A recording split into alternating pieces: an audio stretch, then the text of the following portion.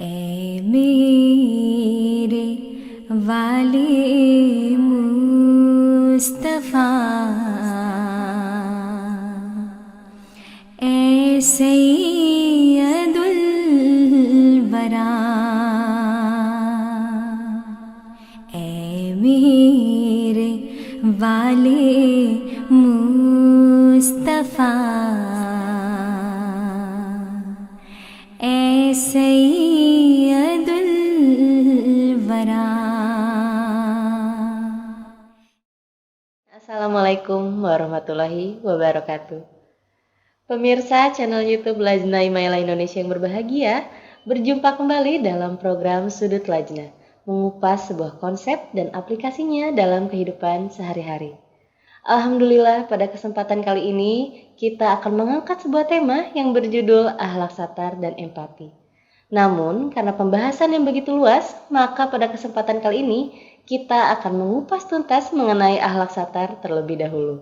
Baik pemirsa, ketika Allah Subhanahu wa taala menganugerahi kita untuk tercipta menjadi makhluk yang unggul dibandingkan dengan makhluk yang lain, baik itu dari segi akal ataupun akhlak, maka kita perlu merenungkan kembali apa tugas kita sebagai makhluk yang unggul ini.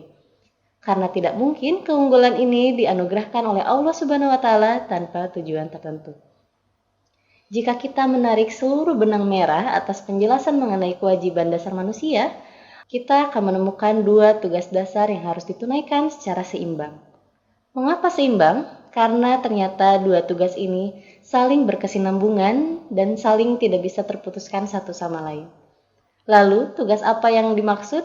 Tugas yang dimaksud adalah menjaga hablum minallah dan hablum minannas.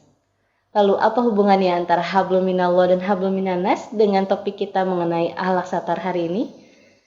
Saya, Rena Aisyah, akan memandu beberapa waktu ke depan untuk membahas mengenai akhlak satar dengan narasumber hebat yang sudah hadir pada hari ini, Ibu Ira Rahayu, Naib Sadar Bidang Tarbiyat PPL Indonesia. Ibu Ira, bagaimana kabarnya? Baik, alhamdulillah. Alhamdulillah Ibu Ira, semoga Allah Subhanahu wa taala senantiasa memberikan kesehatan juga semangat kepada kita pada hari ini. Amin, Amin. insyaallah. Sebelumnya saya ingin menyampaikan banyak terima kasih Ibu karena sudah berkenan hadir untuk sama-sama menimba ilmu juga mengupgrade ilmu kita pada hari ini. Kita langsung saja ya Bu ya. Baik. Seperti yang tadi disampaikan di awal ya Bu ya, bahwa ternyata tugas dasar manusia itu ternyata ada dua Bu, yaitu menjaga hablum minallah dan hablum minannas. Sebenarnya apa Ibu maksud dari hablum minallah dan hablum minannas? Ya. Baik, Neng Rena, sebelumnya saya ucapkan terima kasih atas kesempatan yang diberikan. Mengenai tadi tugas manusia itu ada dua ya, hablum minallah dan hablum minannas. Nah, hablum minallah itu adalah sebuah tindakan untuk menjalin hubungan dengan Allah Subhanahu wa taala. Nah, berupa apa? Yaitu dengan kita menjalankan semua perintah Allah Ta'ala dan menjauhi segala larangannya. Lalu tindakan atau aplikasi nyatanya itu seperti apa? Nah, Allah Ta'ala memerintahkan manusia sebagaimana tercantum di dalam Al-Quran itu surat Az-Zariyat ayat 57 ya, bahwa Allah Ta'ala berfirman bahwa tidaklah aku menciptakan jin dan manusia kecuali untuk beribadah kepadanya. Jadi bentuknya itu adalah ibadah, gitu ya. Kemudian juga yang tidak kalah pentingnya itu adalah menjalin hubungan baik dengan makhluk-makhluknya. Karena begitulah Allah Ta'ala juga memerintahkan di dalam Al-Quran surah An-Nisa ayat 37 bahwa kita manusia itu dilarang untuk menyekutukan Allah Ta'ala, dan kita juga diperintahkan untuk berbuat baik ya kepada kaum kerabat, kepada anak yatim, kepada orang tua, juga kepada tetangga, baik tetangga itu mempunyai hubungan keluarga ataupun tidak ya. Bahkan pada musafir juga kita harus berbuat baik gitu ya. Karena sesungguhnya Allah itu tidak menyukai orang-orang yang sombong dan membanggakan diri gitu ya. Jadi memang itulah dua sisi. Yang pertama tadi hablum minallah, kemudian pengejawantahannya kita dalam tataran kehidupan manusia Itulah ada hablum minanas Minanas, ya. ya. Jadi kita punya dua dua tugas dan Iya. keduanya itu sangat beriringan. Jadi kita tidak mungkin hanya menyembah Allah tanpa hidup Oh, bermasyarakat betul, gitu ya. betul. Iya, betul. Nah, justru pengimplementasian dari hablum minallah itulah setelah kita beribadah, menunaikan tugas-tugas kepada Allah Ta'ala, kemudian kita mulai melakukan hubungan baik dengan manusia sebagai pelaksanaan Iya. perintah Allah Ta'ala gitu. Oke, jadi benar ya Bu ya, bahwa ternyata tadi hablum minallah dan hablum minanas ini saling berkesinambungan dan tidak bisa dilepaskan satu sama lainnya. Dari penjelasan Ibu sampaikan bahwa hablum minallah dan hablum minanas ini memang saling beriringan dan tidak bisa dilepaskan satu sama lain ya Bu ya. Lalu pertanyaan selanjutnya Ibu, sebenarnya mengapa manusia diberikan akal oleh Allah Subhanahu wa taala? Ya. Manusia dianugerahi kelebihan akal dan perasaan karena Allah Ta'ala sudah menyiapkan manusia itu sebagai khalifah di muka bumi ya. Nah, seperti kita ketahui seperti itu. Jadi untuk menjadi pemimpin, untuk bisa memimpin, maka harus itu mutlak perlu akal dan perasaan. Bisa dibayangkan kalau seseorang memimpin itu tidak menggunakan akal tidak mempunyai perasaan, maka yang muncul adalah mungkin hukum rimba ya. Iya. Jadi semaunya gitu ya, egonya, hawa nafsunya gitu.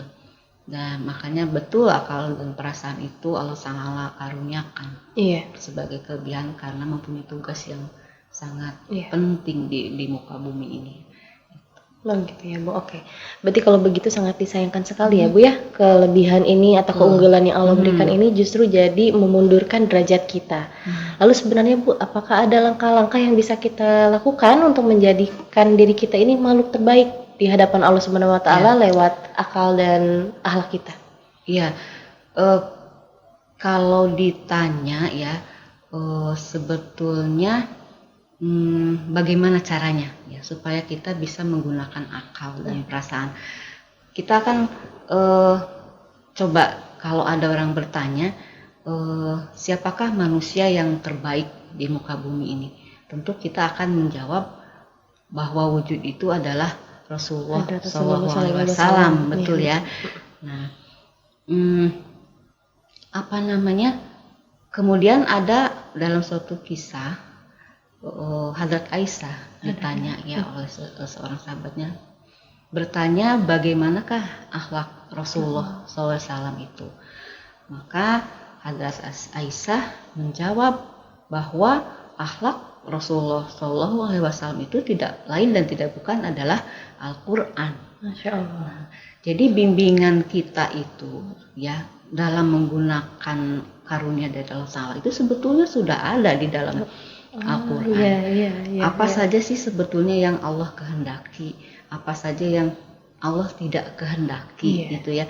Dan sifat-sifat Allah itu apa saja sih yang ada di dalam Al-Quran yang sehingga kita diharuskan mengikuti Rasulullah SAW karena beliau itu adalah teladan, akhlaknya betul-betul menyarikan, menggambarkan sifat-sifat Allah Ta'ala gitu ya. Jadi ya sudah sewajarnya lah kita mempelajari Al-Quran gitu ya untuk mengetahui sifat-sifatnya. Kemudian karena manusia ini punya kelebihan itu, berarti sesungguhnya kita ini mampu untuk mewujudkan sifat-sifat Allah Ta'ala dalam diri kita. Nah itu memang perlu dilatih ya. Tapi kalau misalnya kita benar-benar menerapkan, insya Allah kita bisa menerapkan sifat-sifat Allah Ta'ala itu ya dalam kehidupan kita sehari. Masya Allah Ibu, sungguh penjelasan yang sangat bagus sekali ya Bu ya. Lalu ini menjadi arti bahwa dalam menjaga hubungan dengan sama makhluk hidup itu kita harus bisa mengimplementasikan ya Bu ya sifat-sifat milik Allah Subhanahu wa taala. Betul sekali. Allah Ta'ala memberikan petunjuk dalam Al-Quran itu artinya ya harus kita laksanakan, harus kita implementasikan gitu ya. Kita hidup berdampingan dengan orang lain gitu. Sebagaimana Rasulullah juga dahulu ya mencontohkan bagaimana bersikap kepada orang-orang ya masyarakat Iya, pada masa itu. Bahkan kepada musuh pun beliau sangat penyayang gitu ya. Iya. Jadi ya sifat penyayang kasih sayang ini sebagai apa namanya ya, mungkin suatu sifat yang Allah Ta'ala sangat luar biasa berikan kepada umat manusia, kepada makhluknya gitu ya. Maka kita pun harus bisa melakukan atau mempunyai sifat kasih sayang itu kepada sesama gitu ya, kepada manusia, kepada makhluknya. Nah, dalam tatanan bermasyarakat juga kalau seandainya saja manusia itu keras, tidak penyayang, bisa dibayangkan kehidupan yang terjadi seperti apa gitu ya. Ada kesalahan sedikit, yang ada marah. Kacau, saya rasa sudah bisa kita bayangkan, maka hidup ini nggak akan pernah damai. Maka basic sekali ya, salah satu contohnya ini basic penyayang itu ketika ada saudara kita melakukan sebuah kesalahan, maka langkah pertama yang harus kita lakukan adalah memaafkan. Dan itu adalah sebuah perwujudan dari sifat kasih sayang itu. Bahkan Hadrat Masih Maud alaihissalam menjelaskan untuk kerukunan itu mutlak diperlukan sifat memaafkan. Maka banyak-banyaklah memaafkan saudaramu, begitu kan ya. Walaupun sebenarnya kita ini dalam posisi tidak bersalah, gitu ya, tapi huzur Hadrat Masih Maud alaihissalam mengajarkan bersikaplah seolah-olah kita yang bersalah gitu ya. Maafkanlah saudaramu. Nah, jadi itulah salah satu contoh perwujudannya ya. Dari sifat Allah Ta'ala itu. Oke, Ibu.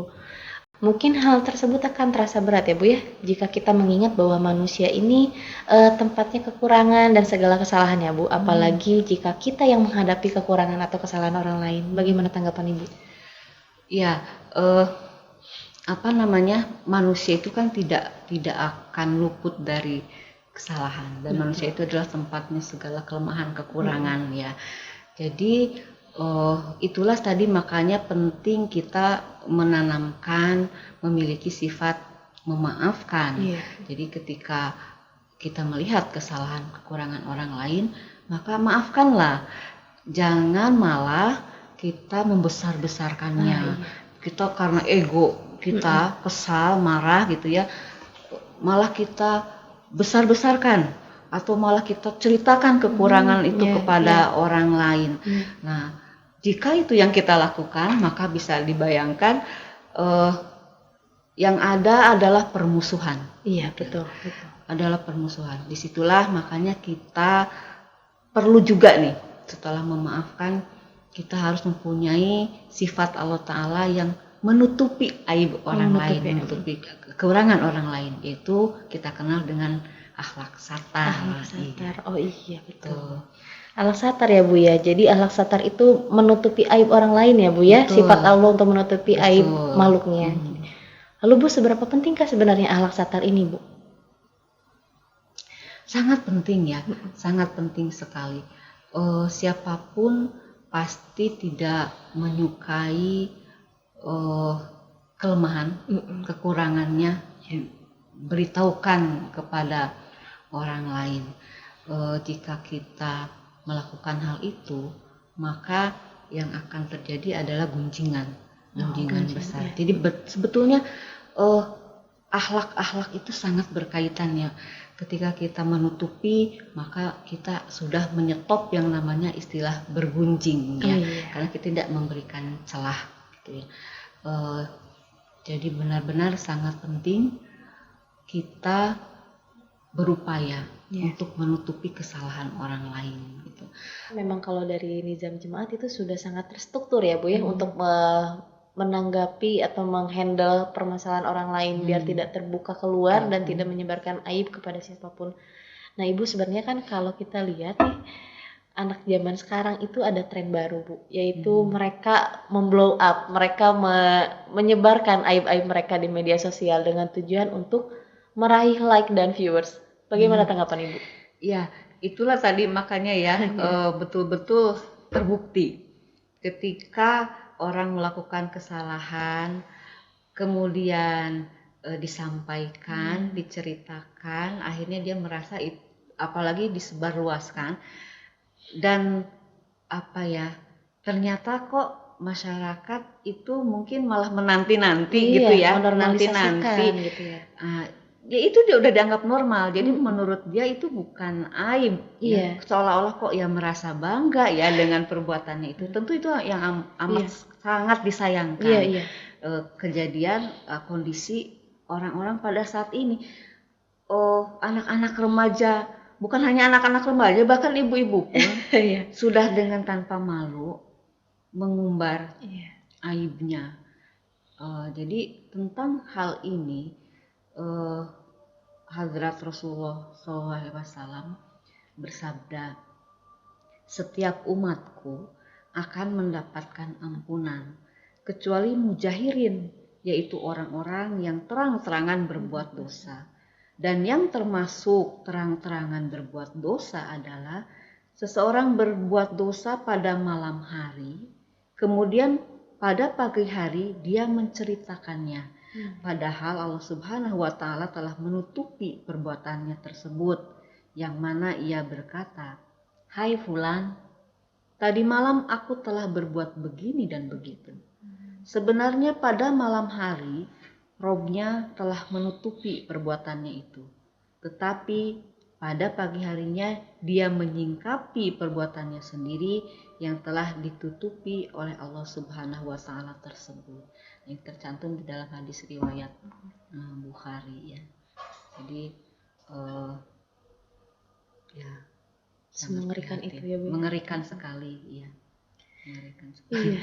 Pembahasan mengenai aib ini, Bu, cukup membuat saya kaget ya, ternyata bisa seburuk itu dari dampak dari menyebarkan aib ya, Bu ya. Maka untuk itu, Bu, dari menghindarkan kita dari keburukan aib, apakah ada doa-doa khusus, Ibu? Ya, ada ya. Yang pertama itu doa dari Hadrat Rasulullah SAW. Beliau memanjatkan doa seperti ini ya. Hai Allah, saya memohon kepada Engkau kesehatan di dunia dan di akhirat. Ya Allah, saya memohon kepada Engkau ampunan dan kesehatan dalam agama dan dunia dan dalam urusan rumah tangga dan dalam harta dan kesehatan. Hai Allah, tutupilah kelemahan kami dan anugerahilah rasa aman dalam rasa takut kami. Ya Allah, Engkaulah sendiri yang melindungi aku dari depan, belakang, kiri, kanan, dan dari atas. Dan aku berlindung kepada Engkau, supaya jangan ditimpa musibah yang terselubung dari bawah. Kemudian, Hadrat Masih Maud alaihissalam juga mengajarkan doa kepada kita ya. Doanya seperti ini. Wahai dermawan dan Tuhanku, aku adalah hambamu yang tidak berguna, berdosa dan lalai. Engkau melihatku melakukan kezaliman demi kezaliman, dan Engkau memberikan berkah demi berkah, dan Engkau melihat dosa demi dosa, dan Engkau memberikan nikmat demi nikmat. Engkau selalu menutupi kesalahanku dan melimpahkan berkat-Mu yang tak terhingga kepadaku. Berdoalah sekarang juga. Berdoalah sekarang juga, kasihanilah orang yang tak punya harapan dan berdosa ini. Dan ampunilah kelancangan dan ketidakbersyukuran saya. Dan berilah saya keselamatan dari kesedihan saya, karena tidak ada yang dapat menolong selain Engkau. Masya Allah, Ibu. Pembahasan pada hari ini sangat banyak sekali dan dari awal sampai akhir ini kaya akan ilmu ya, Bu ya. Baik pemirsa, itu tadi perbincangan kita bersama Ibu Ira Rahayu mengenai akhlak satar. Dan untuk menutup sesi ini, saya akan mempersilahkan kepada Ibu Ira Rahayu untuk memberikan closing statement. Silakan Ya. Ibu. Baik, jadi Allah Ta'ala itu menutupi segala kelemahan dan kekurangan kita, segala aib kita, semata-mata karena Allah Ta'ala sangat menyayangi. Allah Ta'ala mempunyai sifat satar, yaitu menutupi aib hamba-hambanya. Nah, sekarang apa yang harus kita lakukan? Maka mari kita tutupi juga aib kita pribadi, aib orang lain. Kita terapkan sifat satar Allah Ta'ala ini pada diri kita. Seandainya kita tidak menerapkan sifat satar ini, maka segala kekurangan, segala kelemahan, baik kita pribadi maupun orang lain akan terumbar dan diketahui. Dan yang terjadi adalah kekacauan pada masyarakat. Mungkin itu yang bisa. Masya Allah. Alhamdulillah Ibu Ira, akhirnya kita telah sampai di penghujung acara dari acara yang kayakan ilmu dan berberkat ini. Semoga dari perjumpaan ini baik saya, Ibu Ira, dan pemirsa Sudut Lajnah mendapatkan hikmah dan karunia untuk bisa mengambil nilai-nilai positif yang diberikan oleh Allah Subhanahu wa Ta'ala. Amin, Allahumma amin. Demikianlah pemirsa Sudut Lajnah perbincangan kita bersama Naib Sadar Bidang Tarbiyat PPLI Ibu Ira Rahayu. Saya selaku pemandu acara menyampaikan permohonan maaf apabila terdapat banyak kekurangan dan terima kasih sudah setia menyaksikan Sudut Lajnah. Tetap stay tune untuk episode-episode selanjutnya. Saya dan tim yang bertugas undur diri. Assalamualaikum warahmatullahi wabarakatuh. मेरे वाले मुस्तफा ए सैयदुल वरा ए मेरे वाले मुस्तफा